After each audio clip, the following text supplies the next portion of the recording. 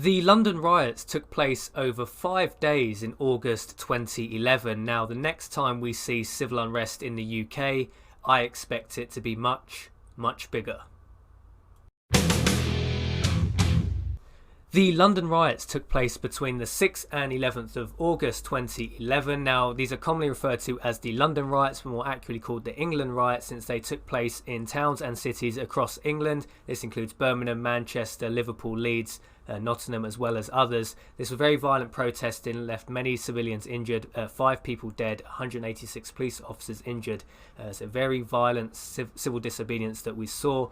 The trigger for the London riots themselves was the shooting and killing by police of Mark Duggan. Now, we won't go too much into the details around the trigger itself. It's obviously a very controversial subject and requires almost a video of its own at length to discuss whether it was a justified killing or not. From the police investigation, obviously it turned out it was a lawful killing, but how much that really represents, I don't know. Obviously police generally come out quite innocent in these situations anyway. We won't go too much into the actual trigger itself, but what is interesting to take away from these riots is how quickly the police lost control of this situation. I was obviously a lot younger during the London riots, but was actually living on the very outskirts of London. You know, there was strong calls for the military to be deployed to the streets because people saw that the police had just lost total control. Now, how much the military could actually do even in that situation remains to be seen. The military in the UK is very overstretched, so even if it was just bolstering the numbers of the police, I think the military, even military and police combined, it probably wouldn't have really alleviated the problem that much on its own. Now, the French, funnily enough, called these the shopping riots, since they didn't really see the justification of the riots being really politically motivated. It just seemed people, especially youths, wanted to go out, smash Curry's PC World up, get TVs, get free laptops. So it's quite interesting, the motives behind the riots themselves. Although maybe triggered for political reasons, it seemed like they spread so quickly, probably through other factors. Many of the factors would be things like people not trusting the establishment. Bear in mind, 2011 was only a few years after the housing bubble collapsed, after we saw bankers and big financial institutions being bailed out, while the average person on the street suffered through quite a deep recession. Just general anti-establishment vibes, long-term just distrust for the system was probably at quite a high point in 2011, as well as many other factors like the breakdown of the family unit, probably all contributing, as well as many other contributing factors, why these England riots, why these London riots happened. Now, I think in the future we are going to see civil disobedience not only equaling the London riots. I think we're going to see civil disobedience at a much larger level. We are in a very financially precarious situation at the moment. We are heading into not just a UK slowdown, we're heading into a global slowdown, as well as compounding into that. Debts have never been higher. We're at ultra low interest rates. What happens in the future if inflation starts picking up, if interest rates start picking up, which means the economy will slow down further, or the other choices the government has is just to print more money, which ultimately down the road will lead to higher rates of inflation. If we see in the UK levels of inflation like Venezuela has, like we're starting to see now in places like Argentina, when countries collapse, it's certainly not good times. Now, the precedent has been set. It's been quite clearly shown how quickly the police can lose control in the UK. Can you imagine something along the lines of a bond crisis where the UK can no longer sell its debts to investors, especially overseas investors? What that kind of collapse would look like, it is very, very worrying. When you see things like the London riots, which quite likely were just caused by bored youths, wanted to go out, smash up shops, get free Nike trainers, smash into JD Sports, get free clothes, get free TVs. How violent are the protests going to be when people haven't eaten for maybe 2-3 days in a situation where inflation is out of control?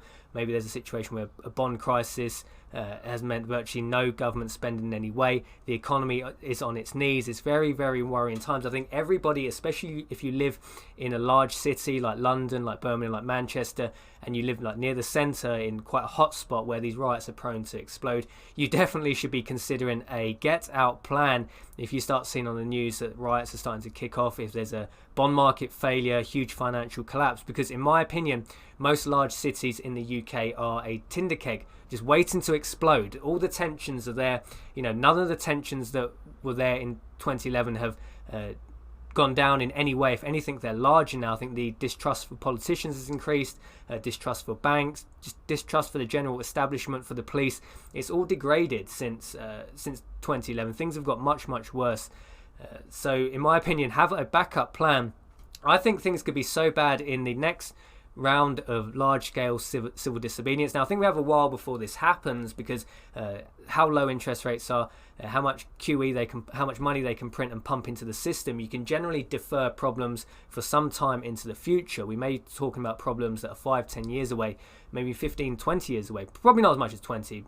Between 5 and 15 is probably a realistic, maybe on the shorter end of that time scale. But you can defer problems for quite a long time into the future.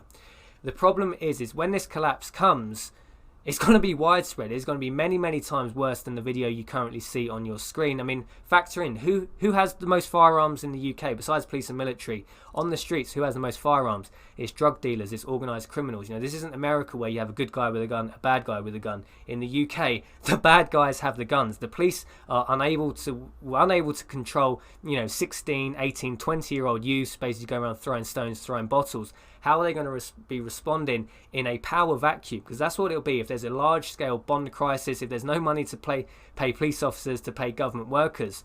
It's going to rapidly descend into anarchy.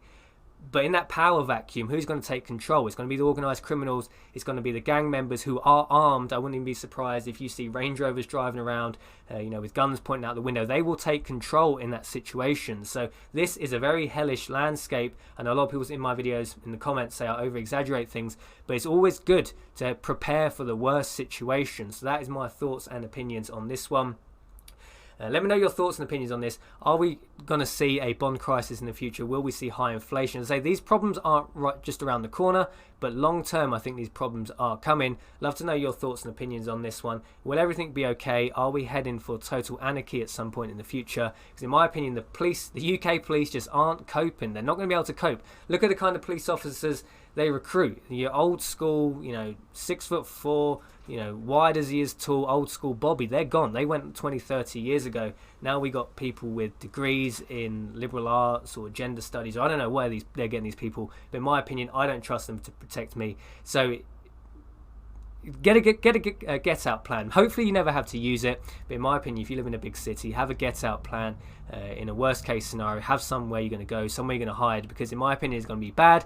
Jason from Liberty Bunkers signing off, and I'll see you in the next video.